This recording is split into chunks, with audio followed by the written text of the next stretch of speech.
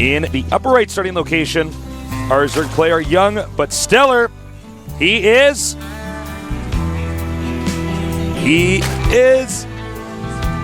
Leenock.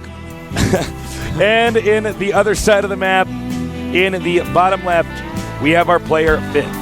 I don't believe we have the CG for that right now. So, Finn is, I'm really curious, actually, let me rephrase this. I'm really curious to see what Finn's going to do. When the pressure's on Finn, he's up against the only Zerg in his group. Does he take a risk? Does he do something very standard? I don't know. I feel like we're going to see a 1 or 2 base timing alpha Finn here. Whether it's the Karn build or some sort of Hellion Banshee play, I kind of feel like that's what we're going to see. You know, this is a map that is much smaller. He's going to have to play a different style than we saw. He is getting that gas. It's very common. If he doesn't open with reactored Hellions, I would be quite surprised. Dude, my throat hurts today. I think I shouted too much yesterday. You did, man. You were too excited all day long. I was trying to calm you down. I was trying to slip Xanax into your tea, but you just weren't having it. I couldn't stop clapping my hands also during the games. It was just constant like this. No, I think I wasn't actually focusing on projecting my voice right. So my throat does feel tight. I hope I don't lose my voice by Thursday. I hope not, too, Tasis. Hope for me, nerds. Lose your voice just like you lost your passion. Years ago. Run. He'll repair. There you go. They hugged him. That's all they did. SCD hug. A second gas going up and showing the second gas as well. That's just to prevent the drone from going on the second gas. Good move right there. Don't let that drone do what he wants. That's actually so smart to just take it off.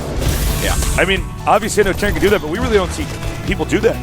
Hardly ever. And he does cancel. Ooh, that's actually sneaky smart. Yep. Now, no matter what the Zerg's going to think, there's a second gas that's going to be acquired. Well, we'll have to see what he wants to do with that.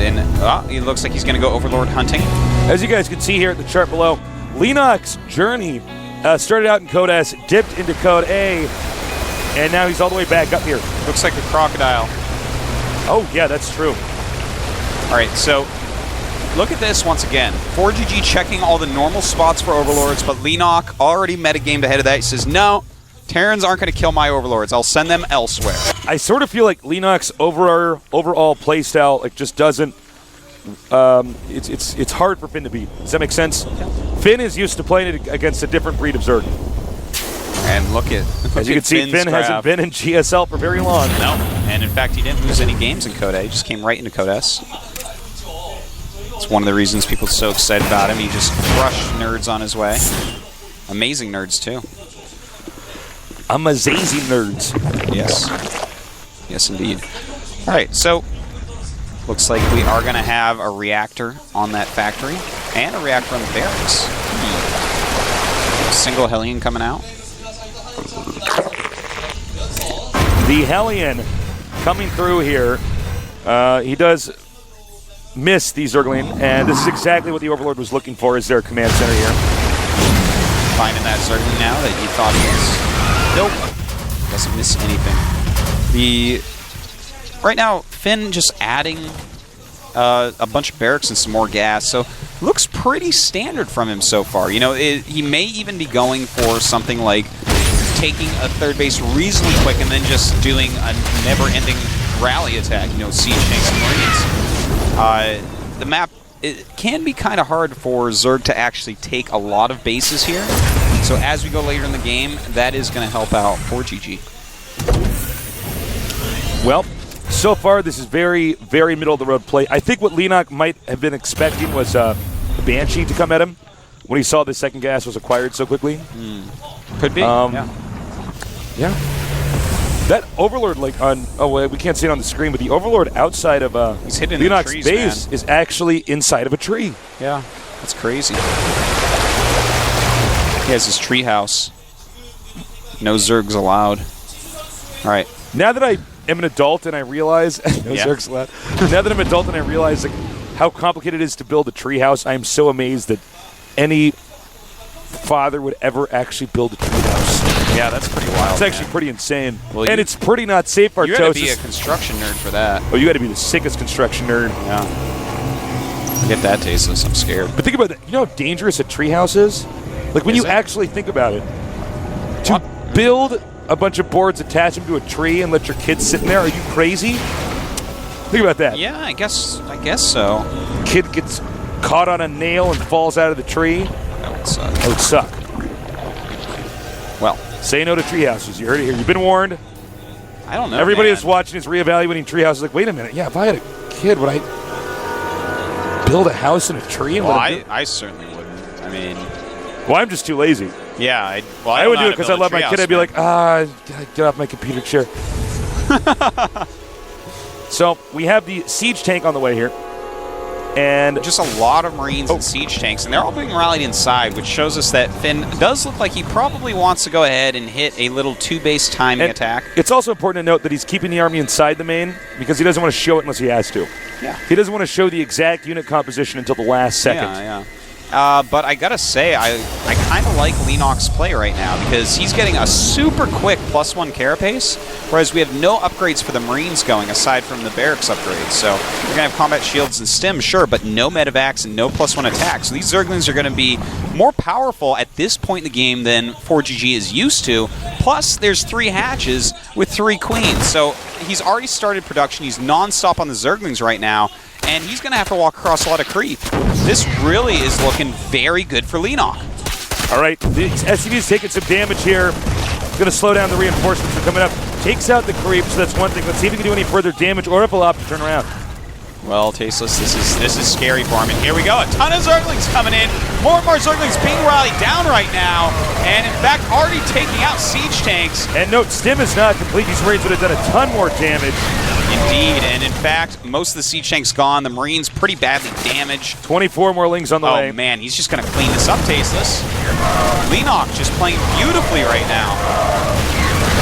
Just dealing as much damage to this army as he possibly can. And now the next time he runs in, he should wait for overwhelming odds as far as Zerglings go. Just get a couple rounds. We already know how this is going to end, man. Terry needs to turn around right now. Yeah, this is a doomed attack. Absolutely. Taking out these Marines over here, cutting off some reinforcements. And, you know, the Terran army is only strong when it's all together. Yeah, you cannot have these little pockets like this against a ton of +1 armor Zerglings. Leenock this is such nice play, and he's even expanding during this, but not greedily. He's getting his +1 Mutalisk attack in case that ForGG decides to turn around, but until he does, we're going to see pretty much nothing but Zerglings. Well, this is a really cost-efficient way to go. And as you can see here, more links spilling down now. Stim is finished, but does it matter? No. So many links coming through here. As good as ForGG's control is, his army's getting smaller and smaller. When is ForGG going to get a 3rd base? I don't know, but I don't see it happening anytime soon. Yeah, I mean, he's just now adding the Starport. 8 mutas on the way as he's broken the push. Perfect timing to turn on 8 mutas.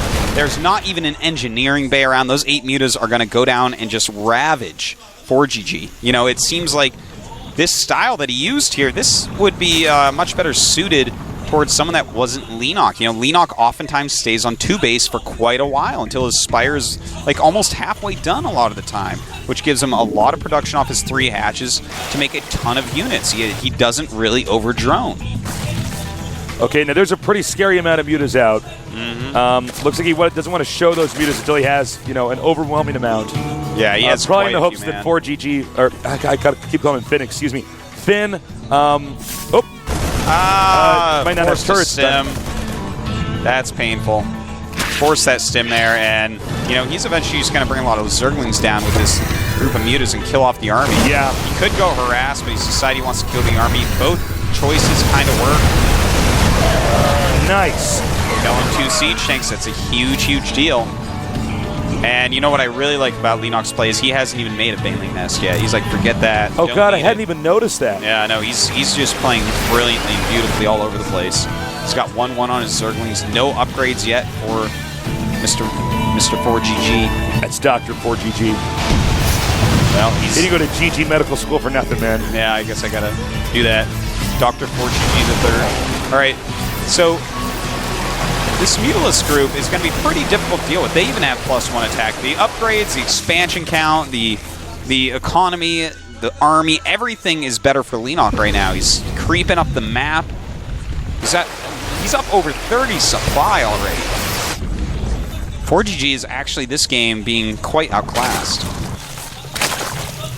Baneling's Nest just now starting. Yeah, ForGG is actually, he might try to force a stim here. And let's see, it works. Very nice. Stim force there. You want me to scramble your brain as a caster, Joseph? Yes. Make sure, I'm going to wait until these mutas are out here just because I don't want to. All right. And the mutas leave. All right. Anybody who's ever cast in StarCraft, I'm going to scramble your brain, and you're going to mess this up now once. Whenever you say force a stim, just don't say foreskin. All right? It's going to mess you up. You're going to accidentally say that now. Well, Tasteless, he's going to come down with the mutas again and foreskin the Marines. You got me. Oh, I can't believe it. You're so Tasteless. I know. Master of my mind. That's how I control these nerds. Now, by the way, look at the creep spread. Just look at that mini-map, man. Beautiful. There is so much creep on the map. 2 engineering bays on the way. This is modern art at its finest, Tasteless, that creep spread.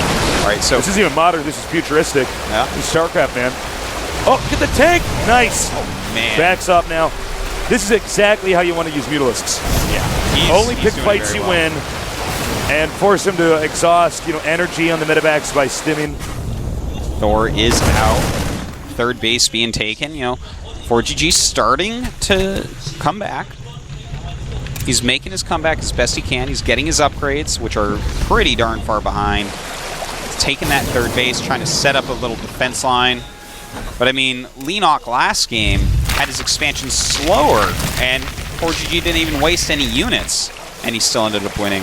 It's kind of funny. Leenock's actually making this look surprisingly easy. Considering who he's against, I'm really surprised at how easy he makes this look. I do got to say about this game, the build that ForGG chose was not the correct one against what Leenock was doing, and his decision-making was faulty during it. He sat there and kept reinforcing, just kept sending units to their death against these +1 armed Zerglings out of 3 hatch. Oh, God. All right, this is a lot of Banelings coming in here now.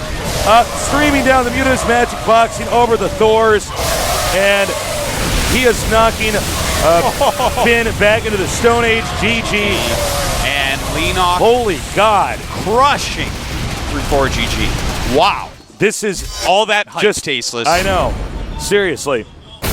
Leenock's like, that's it? Is that really Finn? It's like, all right, I mean, I'll take the win. Him. Yeah. It's like it's called finished. He takes that, he puts ISHED. Yeah. Exactly. Finn's like, no. He dies like one of those 8-bit Nintendo characters. Yeah. Little mini explosions everywhere like that. That's what he did. I didn't realize I was on camera. I'm not sitting up straight. This is what happens. We're not on camera. We're actually down here like this. We actually emerged from the desk to talk to you guys. I feel like with this clock here, look at this clock, Tasteless. Look at this clock. I feel like Jack Bauer is somewhere and getting ready to defuse this clock or something. Somewhere right now, Jack Bauer he has not slept. It's hour 23. There's no coffee ever in the show 24. I don't know how. I don't care if there's a world crisis. I will actually just take a nap for an hour. You want to hear how Jack Bauer can become a trillionaire? No. Just get a coffee sponsor for the show. It's like every time. That's so smart. Yeah, man. He could even take Hot 6 energy drinks. Ooh. And just be like, I hear they're when delicious. He's getting ready to do the bomb, he's like falling asleep because he's been up for 23 hours. He's like, wait a minute. They didn't give us it today, so I can't. Yeah, we don't have it here. I don't know why I don't have it. We can steal one. They got free ones out in the front. Oh, do they? We got to steal those. So we're going to take a 5-minute break. When we get back, we're going to see our next set of games. So stay tuned, please.